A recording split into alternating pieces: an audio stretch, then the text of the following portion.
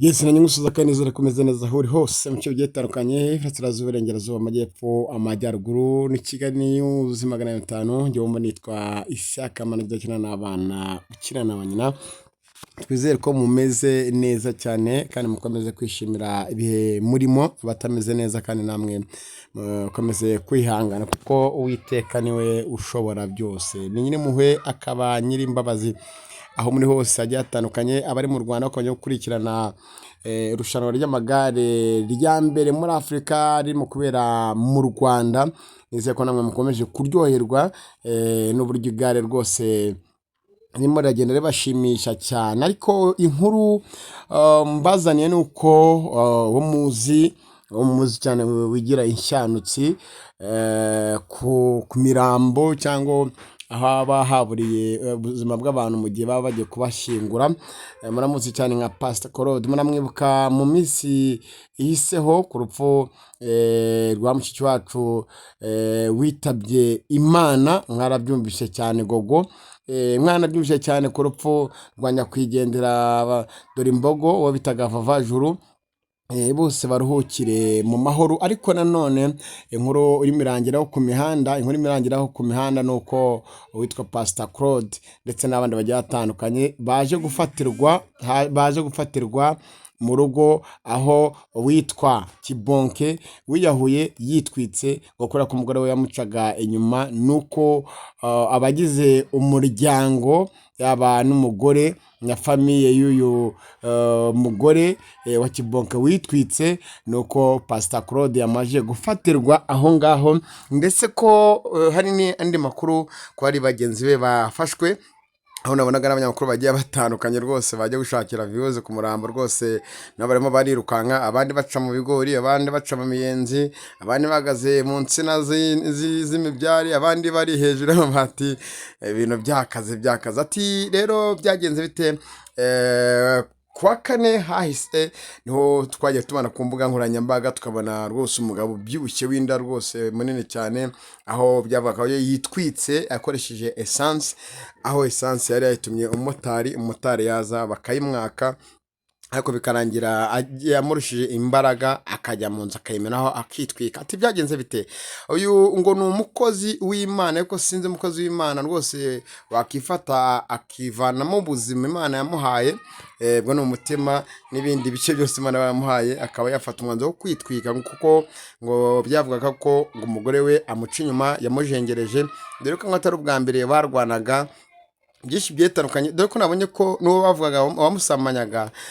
byavuzwe yatangaje ko ababimushinje cyangwa n'uwabivugaga atagaragara ati byageze bite abanyamakuru babyutse mu gitondo cyane rwose bagira gutya bajya aho umurambo wa nyakwigendera wivanyemo ubuzima wari uri mu ruhukiro barangije bajya gufata amashusho bashaka views abayutubers murabizi rwose bari imbere cyane ntibyabakundira aho byagaragara ko imodoka yari bifata umurambo wa nyakwigendera wuzanye aho yagombaga gusezererwa n'abakristo ko nabonaga ari benshi cyane bagiye batandukanye yabanjiye kuyobya uburari kugira ngo bataza gushutinga no gufata ama video aho bagiye gufata umurambo ariko bikanga abanyamakuru rwose b'inkwakuzi bakaza gufata ama video kuko twabonagayo ibinyamakuru bigiye bitandukana shaka kwamamariza hano muraza namwe kubikurikira bafata ama video nyuma y'uko rero umurambo ujyamwe mu rugo kuba basezera yo Kiboke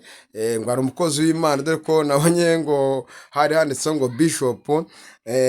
byaje nabyo kugorana bakigeraho ngaho abanyamakuru Claude we nandwa arafite kamera ko umunyamakuru umukameramani we yaratsinze kuhagera baramucakiye kubera ibigambo bye n'umunwa we nisesereza no gushinyagurira bamwe mu muryango uyu mugore murebe uri kuri kamera murebe umukurura cyane niwe yavugaga ati nuko bitashoboka ngagaruke azarebe ngo bitashoboka ngagaruke azarebe umurambo wahishwe cyane bikomeye urahishwe cyane bikomeye aho bawujyanye aho bari kuwusezerera bawushijeho ishuka ariko biranga abanyamakuru rwose bafata video bamwe nabonaga birukanka Claude yafashwe n'abandi bafashwe kubera ibyinshi bajya batangaza kuri umurambo. Ariko nanone ikindi ni uko ibi byose byabaye ku karubanda bikanyurwa ku mbuga nkoranyambaga, buri wese abibona, ntawe utarabibonye, ntawe utamenya ko no pasiteri yabanzije kuba yakiyahura agashya akitwika bikaza kurangira avuyemo ubuzima, aho bamwe bavuze ati ibintu yakoze si ibintu bya kigabo. Erega niyo umugore yakunanira wafata umwanzuro ugatandukana nawe cyangwa ukagana ubutabera bukagufasha. Nguko rero kuri uno munsi yashyinguye, nanone mu gihugu cy'Ubugande rwose nabonye wita Sandara nawe izo bikomeye rwose, ibintu birakomeye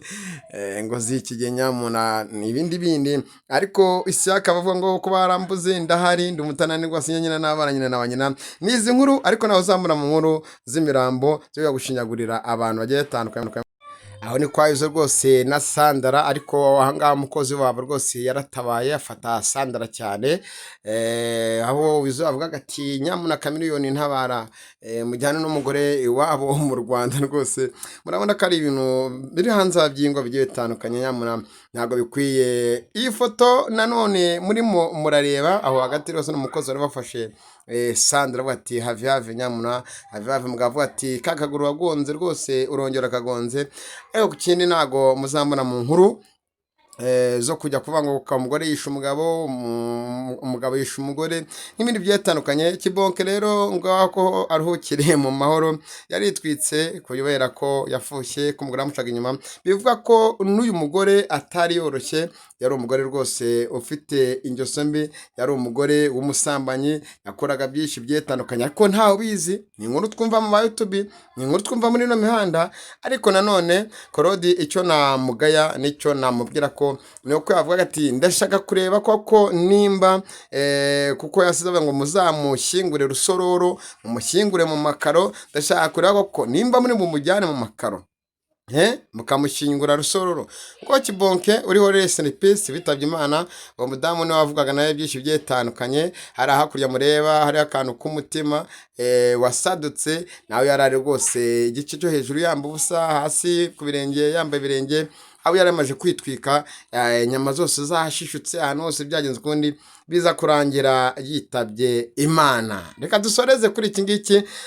tuvuga ngo hakorwa iki? Ese akagoroba k'ababyeyi, ese ingo z'iki gihe zirimo induru, zirimo gushwana kwa buri munsi, harakorwa iki? Biragenda bite? Umwanya ni wawe wo kwitekerezaho. Ariko nanone abafite ba nyirabukwe, abafite ba sebukwe, ndetse n'abafite imiryango y'inshuti, ndetse n'abafite inshuti nyanshuti, mujye mwegera imiryango rwose ibana ishwana, mubagira inama. Ni ibintu biba bikomeye muri iki gihe n'izo ndoro. Reka mbashimire, ngenda cyari ibiganiro byo bizabiza buri munsi buri saha, nimumbura nanjye nagabane ngewe, ariko bitwijya tunengwa cyane iyo twigirishije.